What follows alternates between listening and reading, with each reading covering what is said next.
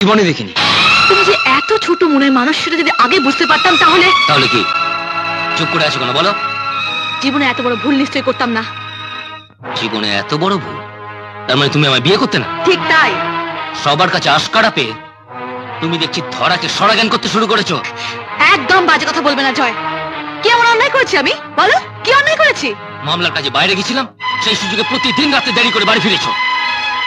প্রতিদিন রাতে দেরি করে বাড়ি ফিরেছি? কে বলেছে এসব কথা? আমার অ্যাবসেন্সে যারা ছিলেন তারাই বলেছেন। যারা নয়, যিনি, মানে বাপি। হ্যাঁ হ্যাঁ, বাপি বাপি। বাপি ঠিক কথা বলেননি। তার মানে বাপি তোমার নামে আমার কাছে মিথ্যে কথা বলেছে? সত্যি কি মিথ্যে আমি জানি না, তবে এটুকু বুঝতে পারছি দু একদিন আমার দেরি করে বাড়ি ফেরা নিয়ে তুমি আর বাপি আমাকে সন্দেহ করতে শুরু করেছো। দু একদিন?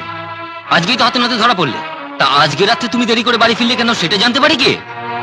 কৈফিয়ত চাইছো? তুমি কৈফিয়ত চাইছো না? শুনে রাখো, জীবনে কোনোদিন আমি কাউকে কৈফিয়ত দিইনি, তোমাকেও দেবো না।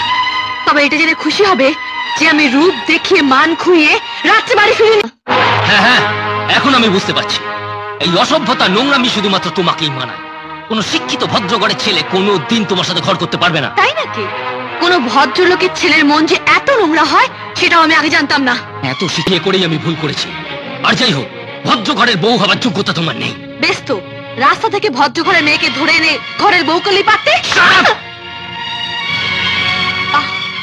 চমৎকার, এই তোমার শিক্ষার পরিচয়। শুধু গায়ে হাতে তুললাম না, প্রয়োজনে এই মুহূর্তে এই বাড়ি থেকে গলা ধাক্কা দিয়ে বার করে দিতেও আমার এই হাতটা কাঁপবে না।